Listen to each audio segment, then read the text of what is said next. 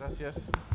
Muchas gracias por la invitación y es realmente un placer estar en esta tarde en que además no hace tanto calor compartiendo algunas ideas y debates con ustedes.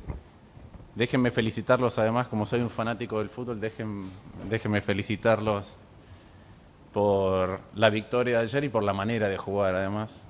Eso sí es un acuerdo institucional que funciona bien. Hay otros que no están funcionando tan bien, pero particularmente en esto tienen muchos motivos para alegrarse, a pesar de que los argentinos también sabemos que muchas veces las grandes victorias económicas, las grandes victorias futbolísticas vienen de la mano de algunas crisis económicas. Yo calculo que a mí me habrán invitado para hablar del Estado de Derecho y las instituciones referidas al impacto económico que las mismas pueden tener, pero déjenme comenzar por decirles que por definir lo que es un Estado de Derecho. Un Estado de Derecho es un sistema de leyes e instituciones que lo que hacen de alguna manera es poner restricciones a la acción gubernamental para privilegiar o para dar lugar a el mantenimiento de los derechos individuales.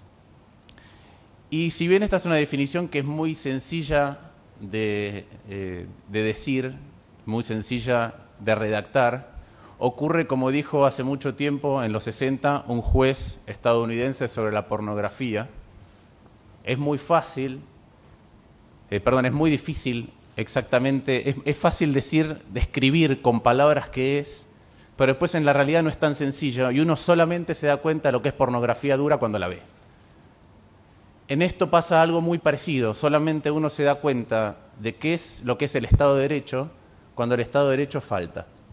Porque una vez que nosotros nos metemos en cuáles son las definiciones particulares, no solo este régimen o este sistema de leyes e instituciones que muchas veces además tienen como una construcción subyacente que es la Constitución, hay que empezar a preguntarse sobre cómo esas leyes y cómo ese orden jurídico además es construido, cómo tiene legitimidad por parte de la sociedad, cómo esa legitimidad perdura en el tiempo, cómo es aceptada y cómo se sancionan y se administran esas leyes. Y ahí entonces uno empieza a ingresar en un terreno mucho más difícil para saber cuándo o no se está frente a un Estado de Derecho que se está cumpliendo.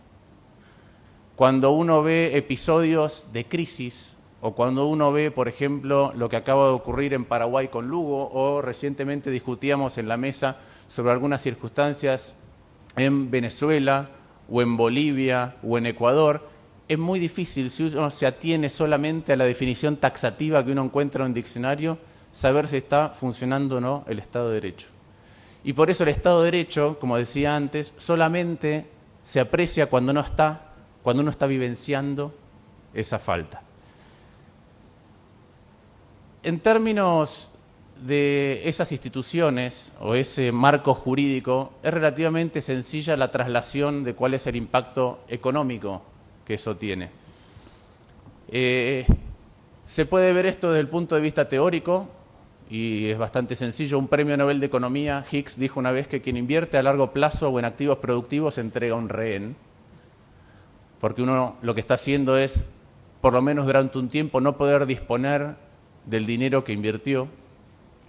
Y lamentablemente cuando falta el Estado de Derecho, cuando fallan las instituciones, ese rehén es sometido asiduamente a algún tipo de fusilamiento o algún tipo de maltrato.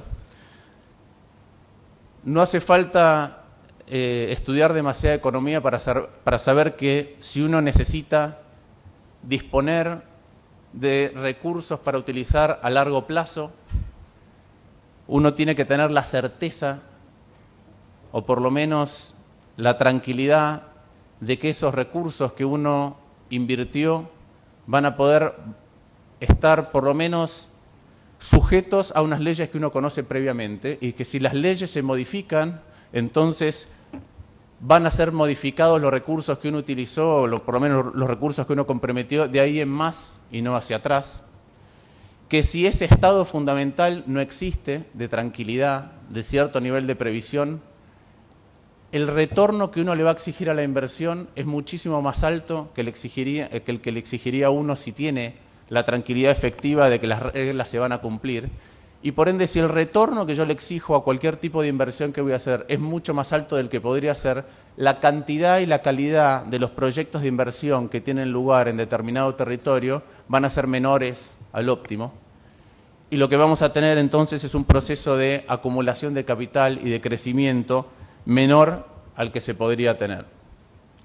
Hay una infinidad, o por lo menos un gran número de autores de economía que se han referido a la importancia del tema institucional, que van desde Veblen hace mucho más tiempo o pasando por premios Nobel de Economía como North o Nelson, en donde ustedes van a poder encontrar un montón de estos impactos más desmenuzados, entender cómo de a poco, a pesar de que durante mucho tiempo la economía dejó de lado el orden institucional o todas las reglas flexibles y las reglas blandas, que son las que subyacen a cualquier proceso de crecimiento, en los últimos años se han ido incorporando nuevamente estas concepciones para entender cómo los sistemas se mueven de manera mucho más compleja que lo que puede mostrar un simple equilibrio general o algunas nociones de microeconomía. Si ustedes... hay una sola manera de entender los procesos de crecimiento, ¿sí? Hay un montón de cosas que uno puede hacer en el corto plazo para ordenar los incentivos para que un proceso de crecimiento se dé, pero un proceso de crecimiento implica solamente o únicamente que lo que ocurre es que está aumentando la cantidad producida por individuo. Y para que se aumente la cantidad producida por individuo sistemáticamente, tiene que pasar una de dos cosas, que es o aumenta la cantidad de gente trabajando, esto es, se incorpora gente al mercado laboral, por ejemplo, como cuando la mujer se incorporó al mercado laboral cuando empezó a disponer de más tiempo, producto de el control de la natalidad y además de ciertos cambios en lo que a veces se llama la revolución industrial dentro del hogar, porque ha habido cambios en la cantidad de aparatos electrónicos o eléctricos que se podían utilizar para ser más eficientes en el hogar. O segundo, si se tienen más máquinas o mejores máquinas por habitante o por trabajador para producir más. No hay ninguna otra manera de hacer eso, y eso es inversión en capital físico e inversión en capital humano. Y para lograr mayor inversión en capital físico o en capital humano hay que comprometer recursos a largo plazo. Y si esos recursos a largo plazo no se sabe si van a estar ahí cuando los quiera volver a utilizar, porque las instituciones o la situación jurídica dentro de un lugar no responden a ello, entonces, como decía antes, vamos a tener menos crecimiento y menos desarrollo.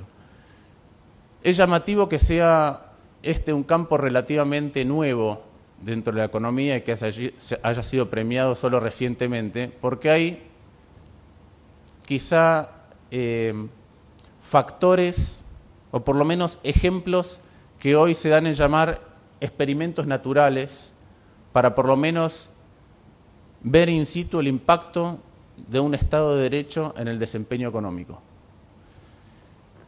Hay un libro que recomiendo a quienes están interesados en el tema institucional y su impacto en la economía, que se llama ¿Por qué las naciones fallan?, de Acemoglu y Robinson, y uno de los elementos bastante intuitivos que ellos comparten con los lectores son aquellos países que pueden ser catalogados, como decía antes, de experimentos naturales, porque al igual que en un caso en el que se realiza un experimento y se interviene sobre una población determinada o sobre una muestra determinada para ver cuál es el impacto específico de la intervención, hay casos como Nogales, que está al sur y al norte de la frontera entre Estados Unidos y México, con la misma población y las mismas características, o como Corea del Norte y Corea del Sur, que también comparten población y cultura previa, o como Alemania del Este y Alemania del Oeste, en donde la calidad de las instituciones y de los arreglos jurídicos muestran cuál puede ser el impacto de tener los adecuados o tener algunos que, por el contrario,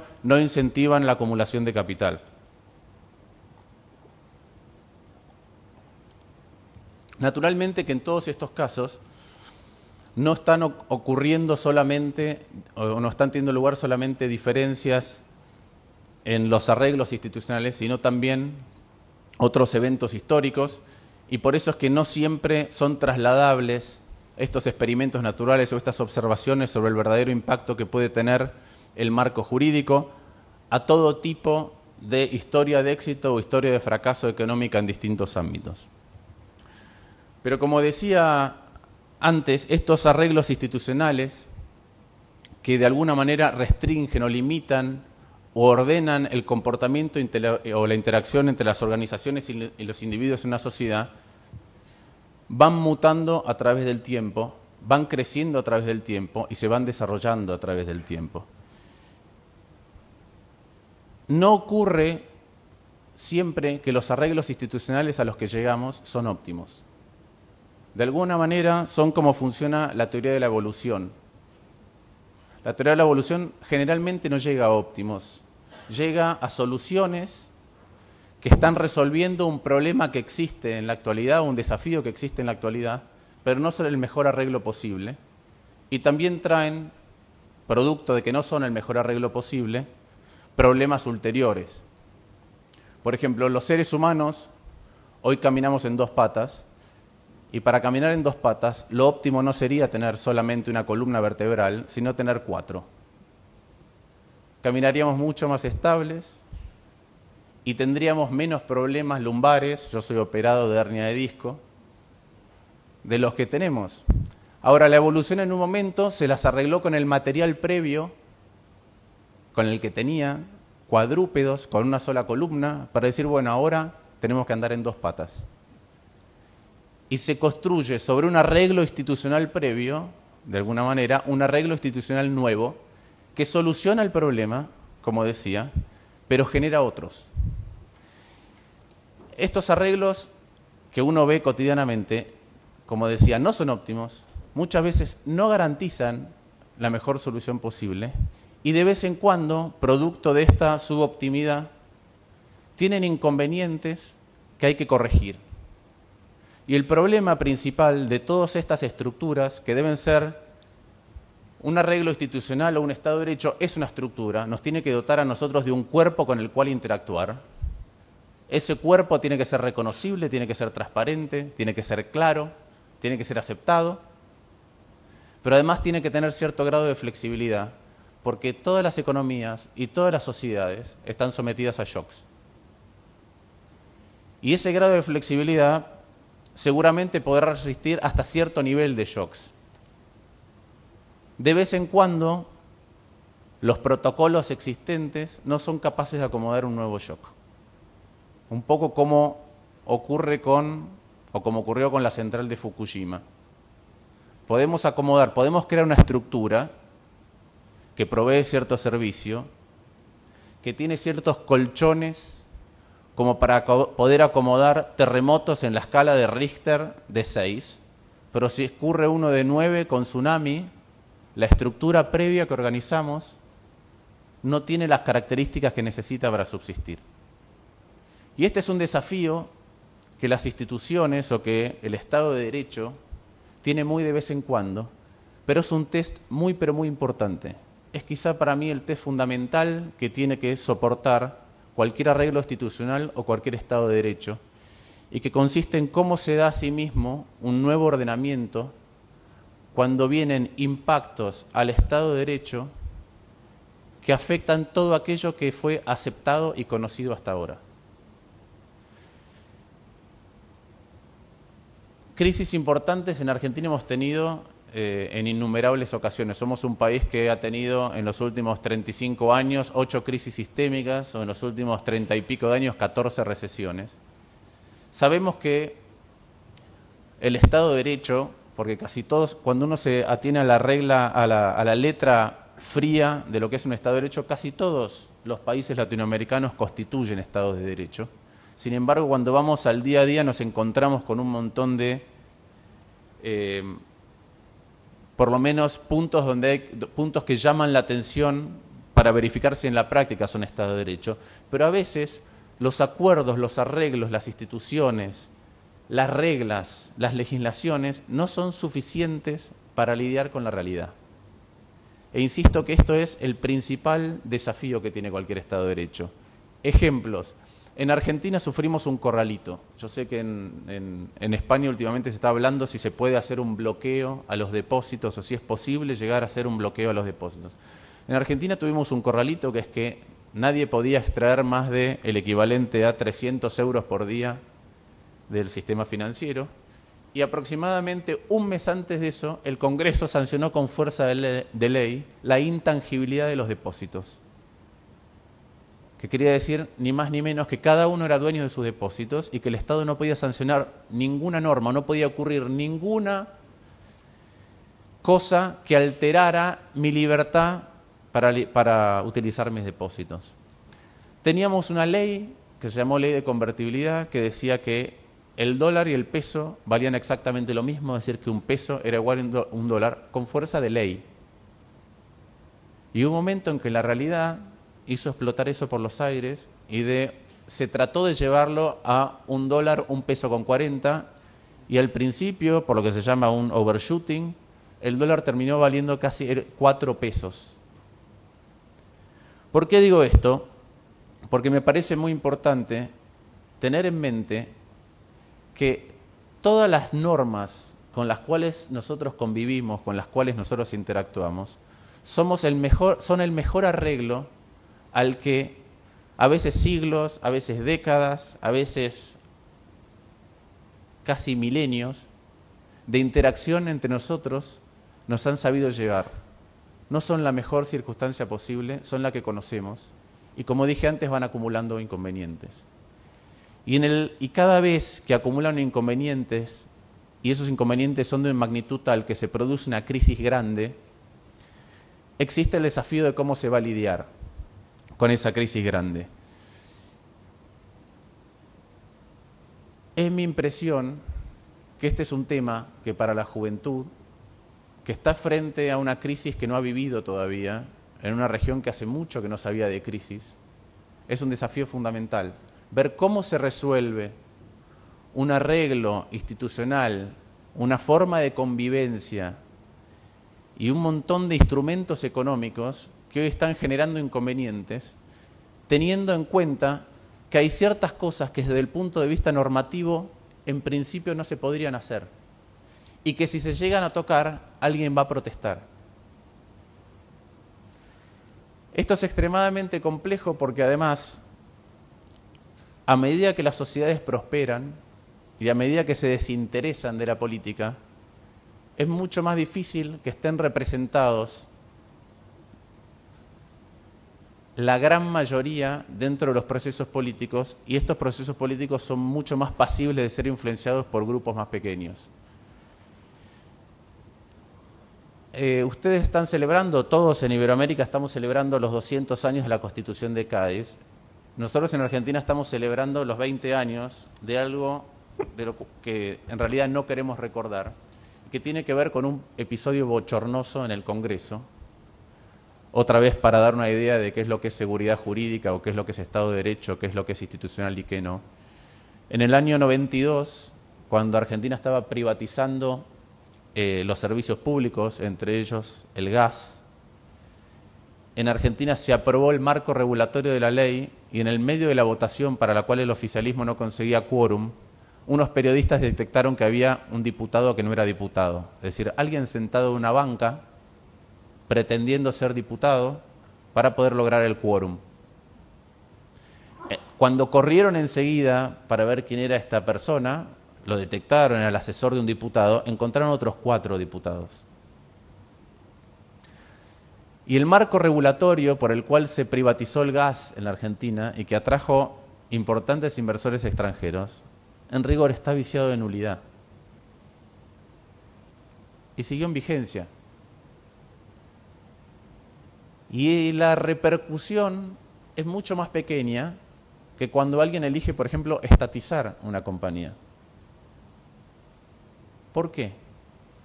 Porque el estatizado, el perjudicado de una estatización, está concentrado en pocas manos, generalmente poderosas.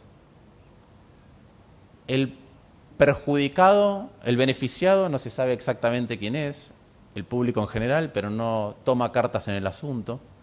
Y en cambio, en una privatización viciada de nulidad, ocurre exactamente lo contrario. Los únicos perjudicados en todo caso son aquellos empleados públicos que van a ser despedidos y los beneficiados están muy concentrados otra vez.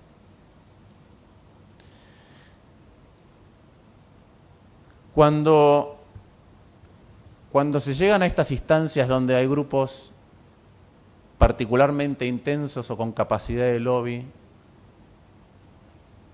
pudiendo influenciar el devenir de los acuerdos legales en un país, y cuando además estos acuerdos legales entran en crisis producto de shocks muy fuertes, se producen esas instancias en las cuales son un testeo fundamental de cómo una sociedad decide seguir adelante. Y generalmente, en la medida que se produce esa discusión de cómo una sociedad quiere seguir adelante, rehaciendo sus acuerdos institucionales, vuelve a haber ataques de distinto tipo sobre las discusiones que se dan. Un ejemplo es el New Deal de Roosevelt. Después de la Gran Depresión, cuando empiezan las distintas medidas y arreglos institucionales novedosos del New Deal, el New Deal entra, o Roosevelt entran a ser atacados por izquierda y por derecha con la misma acusación, que es de fascista.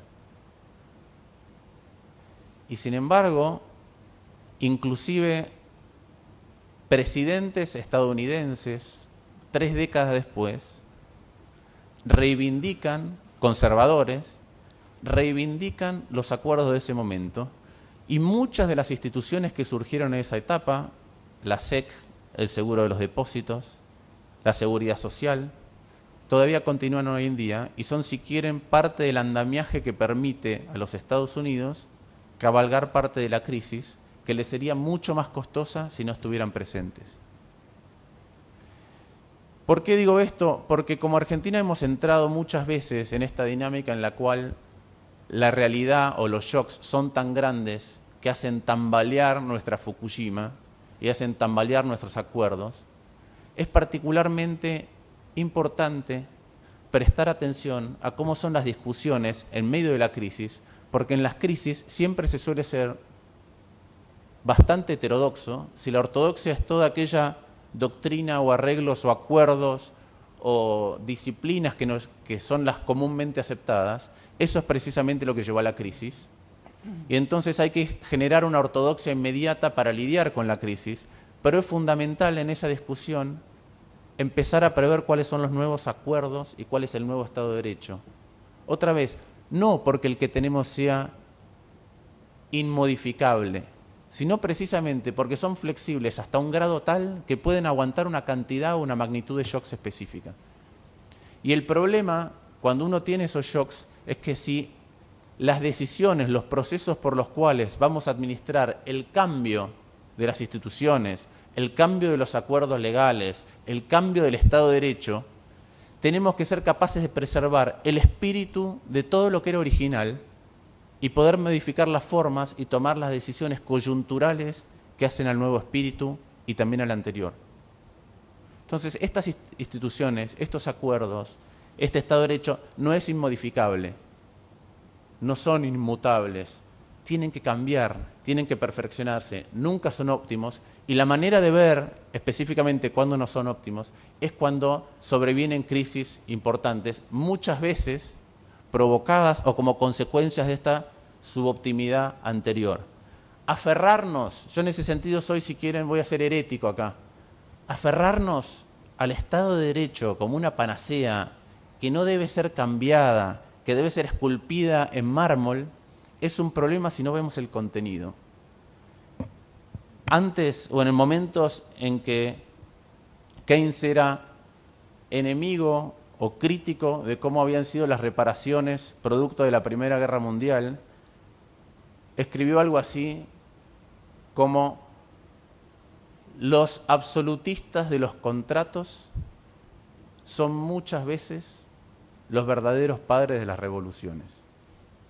Y creo que esto es muy importante, por lo menos por experiencia de nuestras crisis, que ustedes lo estén pensando y viendo en el marco de las cosas que están ocurriendo en Europa, en la eurozona, pero también en sus propios países. Si en lugar de mirar el espíritu de lo que hay que defender, uno se aferra a la fría letra, termina generando descreimiento de instituciones que son mucho más sagradas que la letra del último contrato. Y creo que esto es vital. si se entra en ese proceso, si se dejan de lado algunos derechos por no estar taxativamente explicados en ningún papel, en privilegio de otros, que por ahí lo único que tienen es eso, se generan problemas mucho mayores a futuro. Muchas gracias.